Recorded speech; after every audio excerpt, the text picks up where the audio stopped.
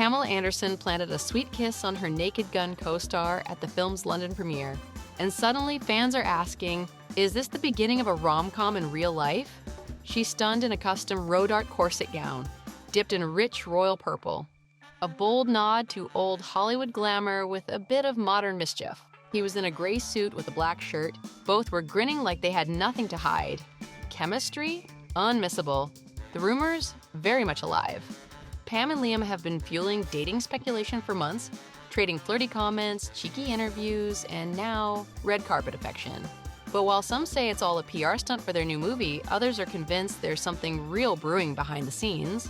I was so excited to work with him. Obviously, he's had this incredible career, and I just soaked it in like a sponge. And just watching him, I learned so much. For Liam, his romance with Pamela would bring an end to a long period of being single. He had remained stoically unattached since the sudden death of his wife, actress Natasha, in 2009, 15 years after they were married. With Pamela, first off, I'm madly in love with her.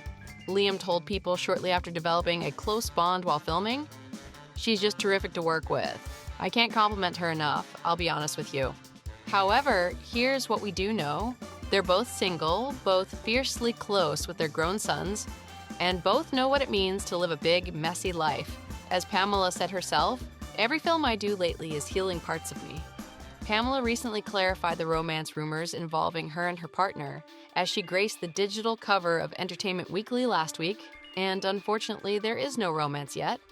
I think I have a friend forever in Liam, she said, and we definitely have a connection that is very sincere, very loving, and he's a good guy. It was intimidating. I was afraid to meet him. I was literally shaking the first day I came to rehearse our first scene. But once we got going, I mean, he's such a gentleman, he's such a sweetheart, and he's so giving and generous, and was so complimentary and supportive.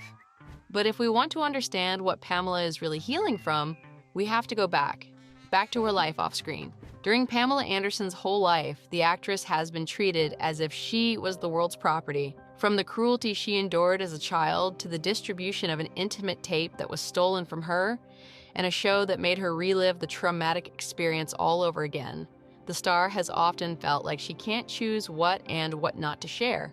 However, Pamela hasn't allowed this to silence her and is now finally telling her story on her own terms.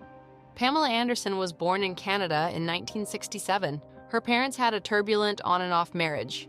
Her dad was an alcoholic and her mom worked 2 jobs. The actress's father was physically and psychologically cruel towards her mother, a pattern that repeated itself in many of Pamela's own relationships. Pamela has described her parents as loving. Sadly, they were not able to protect their daughter from a person they trusted, her babysitter. In 2014, Anderson made a devastating revelation during a charity event at the Cannes Film Festival. She had suffered forcible intercourse at several points during her life. The first time happened from ages 6 to 10, when she was taken advantage of by her female babysitter. The situation was so horrible that Pamela attempted to stab the babysitter in the heart with a candy cane pen. The next day, the sitter died in a car accident. This led the actress to believe she had caused the woman's death. I lived with that my whole really young life, Pamela has confessed. Years later, Pamela went to the house of a friend's boyfriend. While the friend was busy, the boy's older brother committed a heinous act against her. He was 25, I was 12, Anderson said. Although Pamela was hurting inside, she chose not to tell anyone what happened. The actress explained that she thought her mother was already carrying a heavy burden and didn't want to make things harder for her. I was in shock, falling apart, molecules, dust, liquid, my life evaporating, Pamela wrote in her memoir, Love Pamela. It hurt me a lot keeping the secret. Sadly, the trauma wasn't over for Anderson. During her early teens, she was forced into an intercourse by her first boyfriend and 6 of his friends. Needless to say, I had a hard time trusting humans, and I just wanted off this earth. Pamela said about the traumatic experience. The actress has confessed that from then on until she had children, animals became her only friends. She vowed to protect them and has advocated for animal rights time and time again throughout her life. Pamela found a way to reclaim her body, modeling. When the star was 22, she appeared on the big screen during a football game. The crowd loved her, and the beer brand featured on her t-shirt soon made her its spokesmodel. Anderson moved to LA, where she started posing for Playboy. Working with the magazine made her feel like she finally had ownership of her body again. When she was flown to California to audition for it, Pamela remembers thinking, "I'm so sick of all this past, I have to break out of it." Anderson became the magazine's most popular playmate, which led her to land roles on TV shows like Home Improvement and Baywatch. But even if her career had never been brighter, the star still struggled with a turbulent personal life.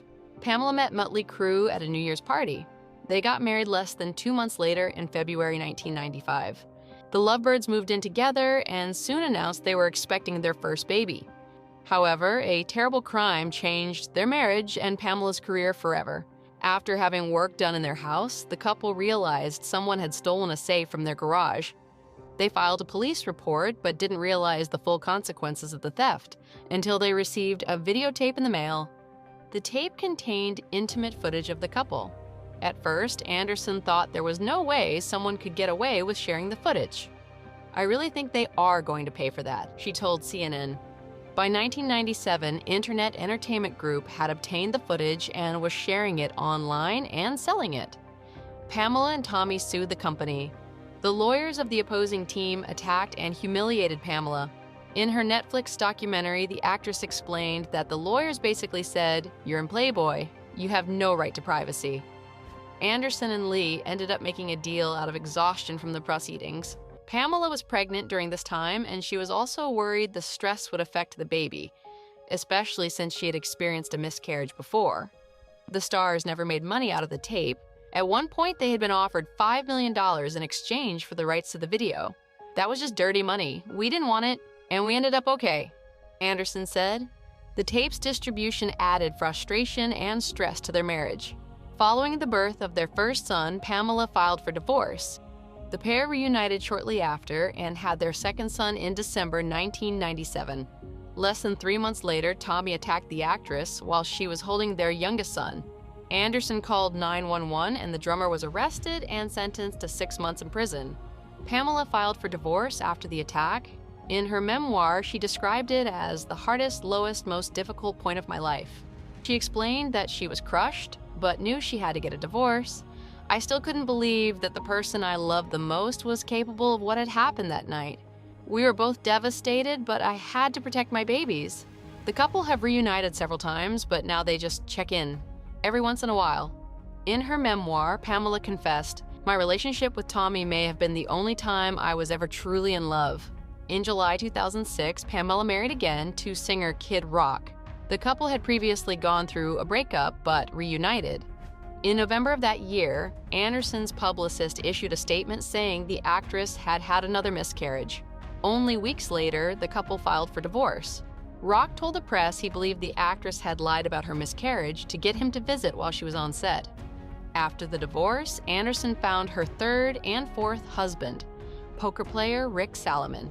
The two married at a Vegas hotel in October 2007, but separated in December of that year and got the marriage annulled. Years later, the two decided to give their romance a second chance and married again, only to call it quits in July 2015. 4 years later, Anderson married producer John Peters in a private ceremony. However, they broke up 2 weeks later, and their legal union was never considered valid since the couple hadn't gotten a marriage license. After decades of unstable relationships, it seemed like Pamela had finally found stability in 2020 when she married her bodyguard, Dan Hayhurst. "I'm exactly where I need to be, in the arms of a man who truly loves me," the actress told the Daily Mail at the time. However, in January 2022, Us Weekly confirmed the couple was divorcing. A source told the magazine there was no final straw. She simply fell out of love. Doesn't matter. Marriage is hard. As if dealing with a divorce wasn't hard enough, the actress also had to deal with a traumatic experience. Hulu was going to launch Pam and Tommy, a mini-series about their marriage. The series, which was released in 2022, focused on the tape, privacy violations, and illegal distribution of it. Although Lee had given his blessing to the project, Pamela had not. Anderson didn't say anything about the series while it was airing, although a source claimed that the actress found the project very painful. Pamela discussed how the show made her feel during the Netflix documentary Pamela, a Love Story. The actress actually learned about the Pam and Tommy series while filming the documentary. When discussing the situation, she said, "They shouldn't have been able to do it without my permission. This feels like when the tape was stolen." In Pamela, a Love Story, the Baywatch star opened up about the tape once again, confessing it had brought about the worst fears she had after her terrible childhood experiences. "When I was attacked by this guy, I thought everybody would know. When the tape was stolen, it felt like that." Pamela's memoir and documentary were the actress's way of reclaiming her narrative and telling her own story. Anderson described her book to People magazine, saying, "It was a very personal, true account of my life, from my first memory to my last." Anderson is now talking about her struggles, but her aim is not to lament or dwell over them. When announcing she was partnering with Netflix to do a documentary, the star explained that she was not a victim, but a survivor and alive to tell the real story.